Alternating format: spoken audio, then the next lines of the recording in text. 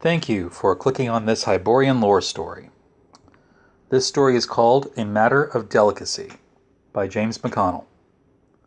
Author's note: the story takes place roughly 10 to 11 weeks after R.E. Howard's story, The Tower of the Elephant, and 2 weeks after the events of my other story, A Matter of Price. Conan is a young and daring thief in the city of Aranjun.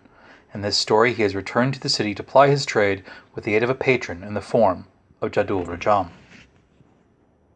Part 1. It was not the first time that Jadul Rajam had been bored during a meeting with these men, but by Lakshmi he was tempted to make it the last. The Zamran merchants had little refined skill in bartering, and mostly made their profits by tight-handed cruelty with each other, and the use of paid thieves to keep coins circulating. Smoke from Baal Hatar's water pipe lingered in the air. The rotund Shemite had lit this chamber with lavender-scented candles. The smoke irritated Jadul's eyes, and the scents of the candles cloyed at his nose. Yet he endured the haze, the odors, and the tediously boorish conversation of his fellow merchants. Jadul covered his mouth as he sighed. Baal Hatar and Jasha Singh were wheedling over the prices of fruits and spices. They were commiserating on the fall of the price of cinnamon, since Jadul's caravan had brought an abundance of the spice through the gates of Aranjun. As the two merchants tried to ply each other with compliments and Shiraz, Jadul let his mind wander.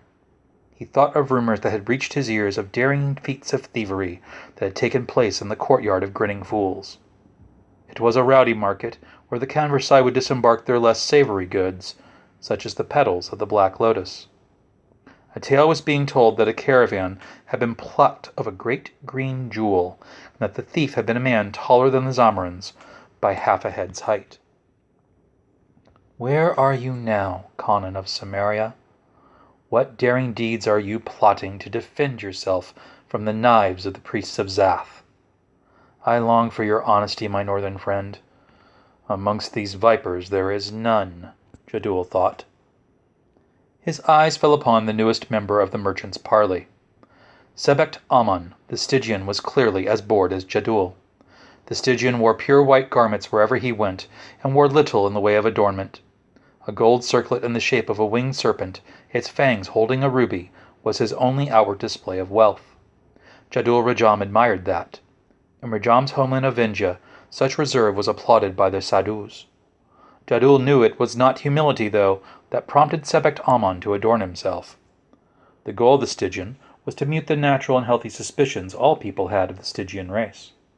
Jadul himself had begun taking extra draughts of anti-venom in his evening wine since Sebekt Ammon had appeared amongst the merchants of Aranjun. Across the floor upon which many cushions were spread sat a regal woman. Kwai Lung, the mistress of silks, laughed pleasantly at a jest of Baal Hatar's. Jadul had met many Kichens in his life, but this woman was by far the most lovely. She had that blessing of her race of appearing eternally young.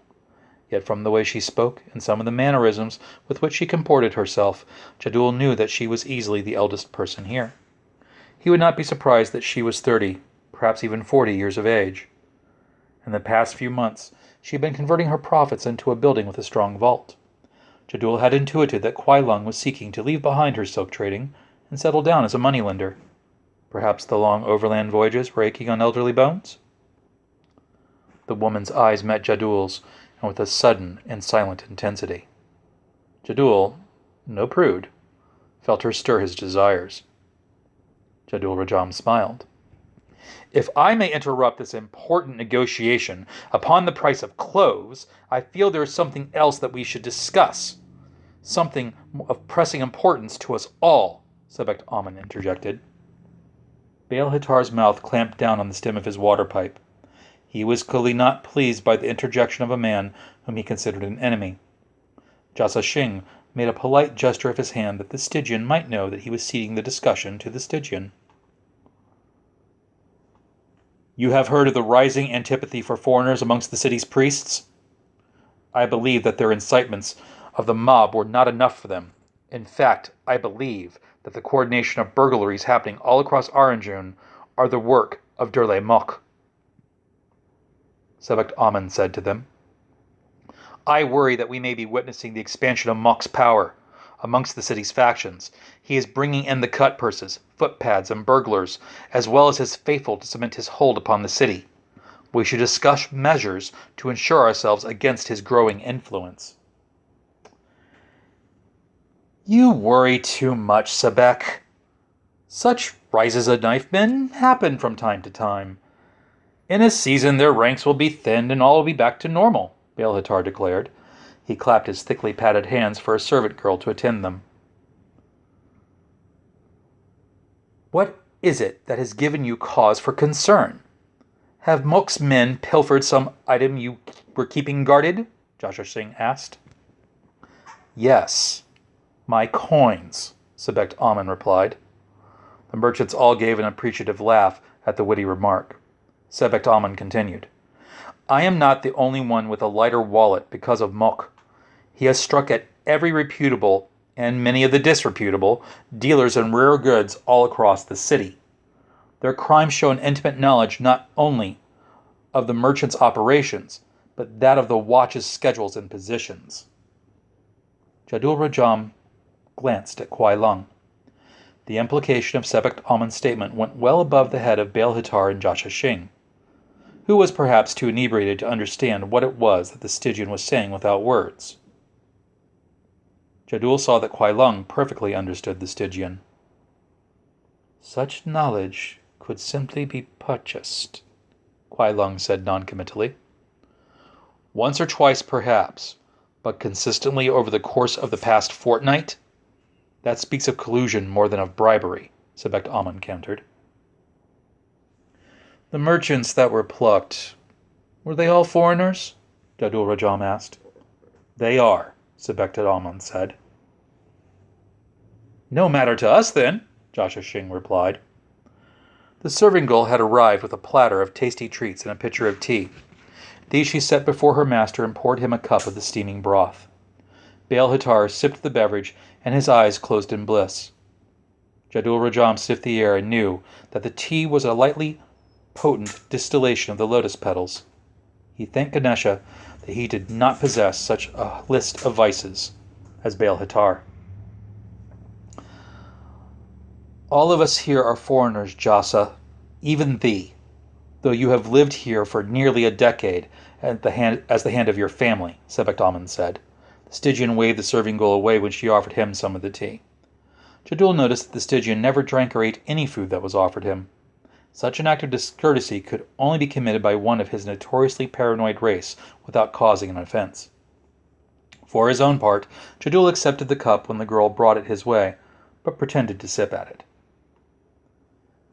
"Have you a suggested course of action, then, Sebek Ammon?"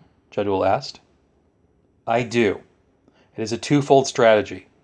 First, we must ingratiate ourselves with the princes of the city. Let them see that foreigners and their trade goods are more beneficial than a priest promises. Jewels in the hand are more reliable than a promise of paradise after death. Second, I suggest we hire agents to infiltrate the ranks of Mok's criminal allies and report back to us its operations and aims. Surely amongst such astute merchants as we, a mighty and discreet band of agents could be composed," Sebek Ammon suggested. "You would have us fight alley rats with alley rats of our own," Kuai Lung commented. "But the only guarantee we would have of their loyalty would be that of coins paid to them. Coins that once paid lose their hold upon the hearts of men to which they are given. That is ever the fault with mercenaries. They are only as loyal as long as the reward is within sight, but not present." "She has you there!" Baal-Hatar roared. Jadul and Sebek both became tight-lipped at the Shemite's taunt. The Stygian obviously was affronted by the Shemite's childish behavior. The disrespect and status-pecking of the remark grated upon Sebek Ammon's sense of refinement. Jadul wondered if Baal-Hatar was simply a sheltered idiot, or if the insults were a ploy to rattle the Stygian's impassive demeanor. Either way, the tactic is suicidal, Jadul thought to himself. Yet we cannot also use our own house guards, all of which are well known amongst the street people, bawds, and the watch. They have accompanied us about our days and defended us. To use them for this task will simply trace the investigation back to us, and make us vulnerable, the Stygian explained to the Shemite. The serving girl was still slightly behind Baal Hatar. She held the pitcher full of the lotus tea and waited for a new command. Jadul noticed that she was a lovely girl, perhaps 15 or 16 years of age. He hated to think of the girl wasted beneath the flabby Baal Hatar. An impulse to buy her came to him. Yet he said nothing, for something in her manner warned him that she would not be a safe conquest. Jadul Rajam told himself that he was being paranoid, like the Stygian. He thought that he was being unfair to... Wait. What is the girl's name? I have never seen this servant of Baal Hatar's before, Jadul realized. As he regarded her, he noticed other things, unbefitting a slave. Though she looked at the floor with her head slightly improperly bowed, Jadul saw her eyes dart from side to side. She was watching Baal Hatar and listening with intent to their conversation. Her look appeared to him as predatory. Jadul knew she could hide no weapon in the thin shift she wore. If she were an assassin, what would she use? He sniffed at the tea. There was a slight scent of something within the brew that smelled of almonds. Jadul rose from the cushions on which he reclined. He drew his small curved dagger. "Indreet!" he shouted as he kept his eyes upon the slave girl. Once he had risen and shouted, the other merchants also acted. Jasa Singh turned red-faced with anger. He fumbled with his own dagger and blubbered for an explanation at this outrage. Kwai Lung and Sebekt Aman both quickly drew their blades and sprung backward. In Kwai Lung's free hand a throwing knife appeared with the skill of a street conjurer. The Stygian, for his part, held a small glass vial of some black liquid poised to throw. Each of the merchants called their guards. "Nuit Shu!" called Sebekt Aman. "Shijang!" shouted Kwai Lung. But before the guards could come to their aid, the slave girl acted. She caught a hold of Baal Hatar's hair and yanked it back and down.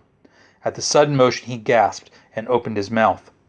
Into this she jammed the pitcher's spout so that the tea within would rush down the fat man's gullet. Jadul reached for her to stop her, but with a kick of her heel she stunned him. Her leg lashed out and impacted the side of his head. Unused to combat and hardship, the Vengean stumbled and fell to the floor. He backpedaled by instinct, slashing in front of himself blindly. He heard Sebekt Aman demand that the woman let go of Baal Hatar, but the woman laughed. "You will all feed mighty Zath and the webs of the netherworld, foreign dogs! Offal!" she screamed. Jadul felt Indreet's strong hands on his shoulders. His bodyguard pulled him out of the room despite that Jadul's intent was to save Baal Hatar. The Shemite gargled on the poison. Kwai Lung flicked her throwing knife at the assassin, only to miss the girl, who hid behind the Shemite's bulk. "Surrender! You cannot escape!" Sebekt Aman commanded her. "Glory to Zath!" the girl screamed. Then she took Baal's own dagger from his waist and jammed it into her heart. She fell to the floor as Baal rolled onto his side. The pitcher clattered and fell out of his mouth. Baal Hatar spluttered and coughed up great gouts of the tea. He raised himself up on his flabby arms and closed his eyes, preparing to die. But it was not to be. The Stygian rushed to Baal's side and withdrew another vial from his haversack. This vial of green glass he proffered to the retching merchant. "Quick! Drink this before you pass out!" the Stygian commanded. Baal Hatar was already gasping as the poison raced through his veins. He fumbled for the vial but could not seem to grasp it.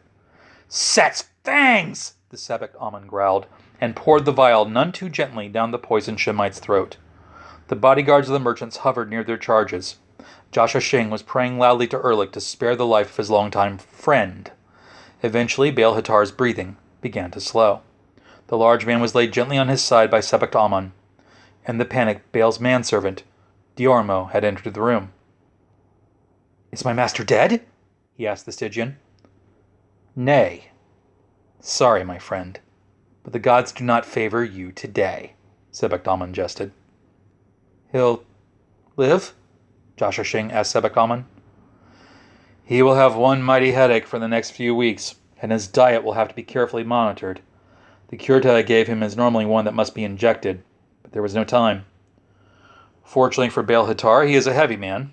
His bulk causes many toxins to need a higher volume of dosage to poison him." "He will live," Sebekt Aman said. Joshua let out a cry of relief and hid his face in his hands. The servant Diormo looked as if he could murder the Stygian where Sebek stood. The cures to poisons are often specific to a single poison and to no other. How is it you happen to have a curative upon your person? Kuai Lung asked.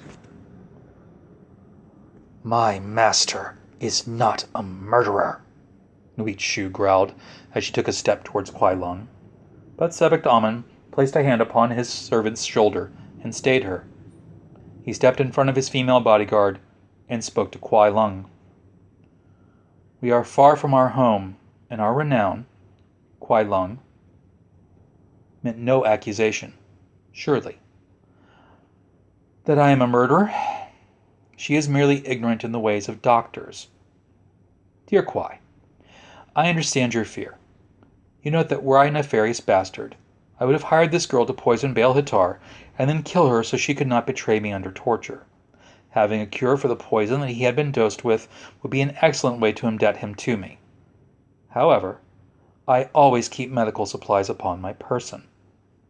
With this he opened his haversack, and inside they could all see that he had several vials of curatives, gauze, scalpels, and needles with thread. Each of the items was stored in its own holster and padded against shocks and jolts a doctor might experience while traveling. And now all your mystery is spent. Pity. You were a much more romantic figure when I supposed you to be a sorcerer, Kuai Lung teased. I cannot imagine how you would have come to that conclusion, Sebek agreed, good-naturedly. Now let Baal Hittar's servants, in whose goodly care we shall leave him, while we discuss how we should proceed. Diormo understood the veiled threat in the Stygian's command. If anything should happen to Baal Hittar, or should he not recover, then Diormo would be held accountable. The servant strained to control his features, but it was clear to all that he would rather his master had perished.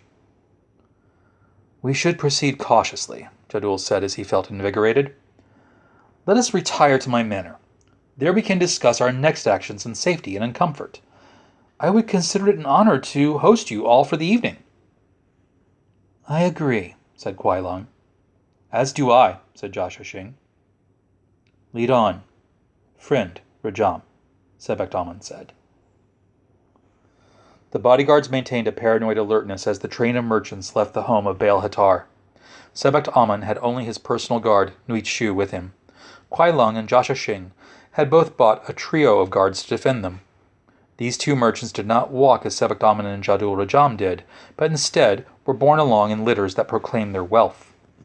This gave Jadul a chance to observe the Stygian more closely as they walked. He did not trust that the wily doctor was ignorant of Jadul's language. Many a medical text was written in Vinjin and had found its way westward.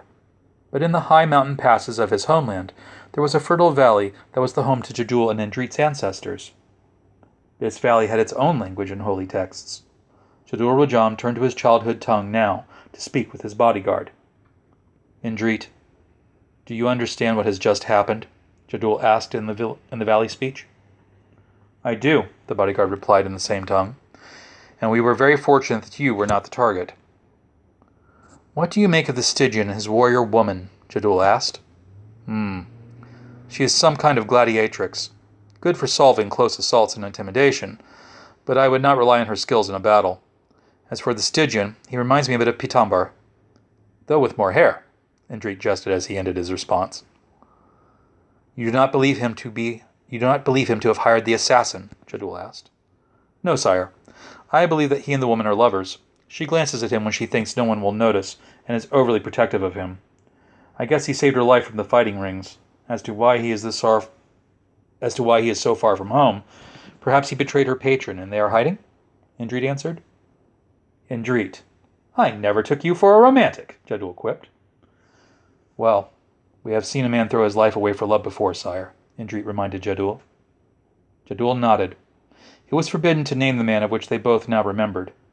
Jadul Rajam hoped that Garupar's soul had lessened its burden of sin by the determined manner in which he had done his duty for his employer, even if that employer had been the heathen temple of Zath. The gods of India judged a man by how he performed his duties, first, and all other considerations second. They walked through the narrow streets filled with lanterns and reveling people. Orange-June citizens often worked or celebrated late into the night. None of the rabble dared approach the well-armed and obviously wealthy column of merchants. Indrit had to shoulder a few toughs aside, but most of the boorish men kept a wide berth of respectful distance from the column. When they arrived at Jadul Rajam's manor, the Vinjin was rewarded to see an approving look upon the Stygian's face. His manor was well kept, and Rajam had just had statues of snarling tigers placed beside his gates. Inside his courtyard, the occasional song of a night bird could be heard. Unlike Baal Hatar's manor, which was distastefully chaotic in garish excess, and the opulence of Jadul Rajam's abode was well planned, and all the features of his home complemented one another. Servants rushed to attend the merchants as they entered. One of these was the captain of the manor guards. Indrit barked some quick orders to this man, and they turned to his master. "Shall we host our guests in the main hall?" "Of course, and see to it that the rooms are made available should any wish to stay," Jadul told this guard. Then he turned his attention to the other merchants that had accompanied him. He motioned for his friends to follow him. The main hall was hastily prepared by Jadul Rajam's servants. Fine wine with fresh fruit and flatbread were brought for the guests. 3 female servants quickly set up a taus, a flute, and a deep-voiced drum to serenade the merchants while they ate. As they dined in safety, Rajam debated if he should speak first. It would be expected, since they had dined in his manor, but it could also be seen as him trying to replace Baal Hatar. Jadul glanced at Kuai Lung. She had been expecting his silent query. With a slight nod of his head, he asked her to speak. She smiled for a moment, and then spoke. Jadul sensed he had met an expectation he had not been made aware of was being held over him. "Sebekt Aman, tell us, have you personally offended Derle-Monk?" she asked the Stygian. The doctor placed his wine-glass down. Jadul noticed that the wine was the same height in the glass as when Sebekt had been given it. "Well, at least his paranoia is applied to everyone equally," Jadul thought. "Whatever offense Derle-Monk has taken, it was not intended," Sebekt Aman spoke. "What is it he holds against you?" Kuai Lung asked. "He attempted to pressure me into a sale I did not wish to make," Sebekt Aman said. "Can we turn our attention to what our reprisal shall be for Hatar's attempted assassination?" "He must die," Jadul said calmly. All eyes in the room turned to him. Jasha Singh was terrified by Jadul's statement. Upon Kuai Lung's placid features, Rajam sensed approval. "Shall we not even attempt to parley?" Jasha stammered. "Mok set out to assassinate Baal Hatar, who despite his faults is an honorable merchant who has never broken a deal. Hatar has never been political, nor attempted to sway the princes from the cult of Zath and its demands. Why kill him? Because he is a foreigner, as are we all. Mok has developed a distaste for us and would never barter with us honestly. No, there can be no negotiation. Mok must die," Jadul Rajam finished. He peered at his fellows for any cogent disagreement or other course of action, but there was none offered. "I cannot stress enough that this is a matter of great delicacy. It requires an agent of superior discretion," Sebekt Aman said. "Do not worry. I know just the man we need," Jadul Rajam proclaimed.